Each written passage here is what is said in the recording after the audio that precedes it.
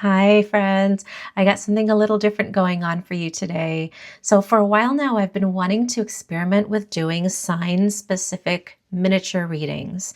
So, over the course of the month, being able to cover all of the zodiac signs by doing 3 a week and get a feel for how the readings are different and kind of get to know you all better that way and to get a feel for how each sign intersects with the energy differently or similarly. These are going to be miniature readings, meaning they're not going to be as long as the collective readings. And I'm still going to do a collective reading every week. That'll be toward the end of the week. So this will allow me to kind of feel this out and see if this is something I want to stick with or if we're going to go back to just collectives. So Aries, I'm starting off with you. You are my very first sign-specific reading. I'm really excited about that. I already have the cards out on the table, and it's interesting too because you are really center stage right now. There's a couple planets that are retrograde in Aries right now, and I feel it.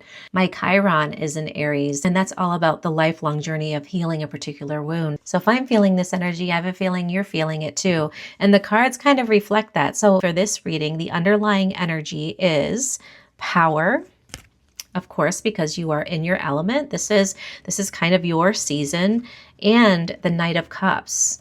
What these two together tells me is that this is a very powerful season, and it's definitely allowing you to very much enter into a process that's extremely powerful for you in your life. Power being included with the Knight of Cups together is very interesting to me because the Knight of Cups can symbolize a romantic relationship. So maybe that will resonate for some of you. For others of you though, especially along with the power, this to me is about anchoring deeply into your power in a way that is going to allow you to figure out what you're passionate about. And that is supported by the cards that came out on the table, because what I have starting off is the Void. The Void paired with the Ace of Cups. This is really beautiful. So the Void, I love the Void energy. The Void energy is a little bit of everything and nothing. It is pure potential. It's sort of like the pause in between musical notes. Pause moment being where the previous note has already been played and the next one hasn't yet. It's really pure potential what comes out next. That's what this is. And in the space of this pure potential, you have this Ace of Cups energy. It almost feels like it's swirling out of that space into your hands. What really lights up your heart? With all of the Aries energy that's going on, it really is all about all of us learning how to tap into our heart's desire, figuring out what that spark is in our heart. So for you, especially so, and that with this Void energy where anything is possible, where the previous season is ending or has ended, and what remains is pure potential, you could see how this is a very potent time for getting really aligned with what matters to you most and allowing that to take root in your life in this moment of sacred pause. Next to that, I have the Release and the Ace of Wands. So you have two aces side by side. Remember, we already talked about the Ace of Cups and now the Ace of Wands, this heart-centered renewal, this heart-centered spark, and then almost this download into the crown and release underneath that. So it's like in the void space, in the space of pure creative potential, you have a heart awakening. You're getting very clear about what matters to you, what really lights up your heart. And then in the context of that, you have some knowledge drop in. You have a download about what that means for you, about how it relates to your life. And along with that, you might then have a conviction about what needs to be let go. In order to make room for what's to be birthed in this void space, it's going to require a release. And because of that, there might be a little bit of grief going on here. If you're in a season of really switching gears from the previous chapter to the next, and you're entering a season of pure potential, that means that you already know there are things you need to let go of. And you're starting to get really familiar to what is lighting you up now. And that means that change is coming, if it hasn't already started.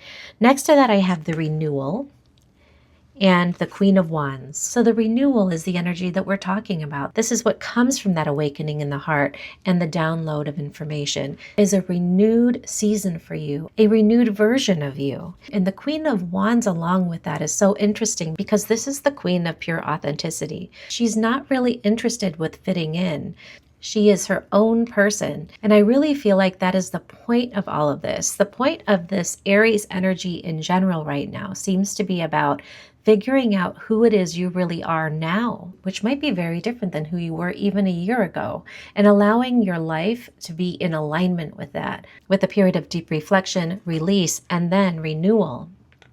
It's interesting to me, there's this spark in her hands here, and then here she's also holding it along with her wand, and she's like excited to take action on it. Wands are action-oriented cards, so we go from this gathering information, release sort of energy to divine action. It's time to take that spark that came out of the process and apply it into your life. I love it. It's a really beautiful and powerful unfolding that seems to be happening for you if this resonates. I want to get you one additional oracle card and then an angel number. If you feel comfortable, I would love to hear in the comments how this energy is playing out for you. I think it would be really helpful for other people to be able to read and see that they're not the only ones going through this. And I guarantee if you're here in this reading, you're not alone in the process. So you have the beautiful uncaging. How gorgeous is this? Oh my goodness. So you can see there's a heart with a keyhole there, and it's been unlocked with a key. You have the key, and maybe that is what the season is about, you finding is the key to unlock this potential. You see this heart-based awakening. She's holding it in her hand, and then here it's being unlocked. It's unleashing all of that energy, all of that power into your life. This card can also speak a little bit about guilt. And it's very interesting because guilt and shame are two things that kind of get us out of alignment. Those are the things that can keep us from being our authentic selves. So I wonder if part of the unlocking process that you're being invited in here is that in order to unlock this potential, you might really need to sit in the void. In what ways has guilt and shame led you to compromise who you are? How might they have led you to become a version of yourself that is not really fully in alignment with your true center, but more in alignment with what would make other people happy? And that might be a little bit of what you're being asked to release at this time in order to make room for this new season. It's really amazing. Guilt and shame are two of the most difficult emotions for human beings to experience. If we have a difficult time regulating and sitting with those emotions, we will do just about anything to avoid feeling them. So that's why they can lead people to become someone that they're not in order to fit in or make other people happy. I feel like this is a season of, especially you, but all of us figuring that out for ourselves so that we can go into the next season feeling more divinely aligned and therefore better able to step into our power. And from that place, everyone truly benefits. So know that if there's something about this process that makes you feel guilty, again, guilt and shame, right? Because it might require you to let somebody down in order to be fully yourself. And that in and of itself can elicit guilt and shame. Okay, so you have 111, rise, wealth, wisdom, and power. Look carefully at your thoughts and ensure that you only think about what you want. This sequence is a sign that the door of opportunity has opened and that your thoughts will be realized at record speed. The numbers are like the bright light of a light bulb. If you have difficulty controlling or monitoring your thoughts, you can ask your angels to assist you. It's funny that the word power is in this card because you also got power here. So this is a very powerful time, a very fruitful time. And that is symbolized by the void as well. I mean, the void is so pregnant with possibility. So 111 is your angel number. That's your reading, our very first Zodiac mini. Thank you so much for allowing me to read for you. I hope that it resonated in some way. Take the very best care. Bye.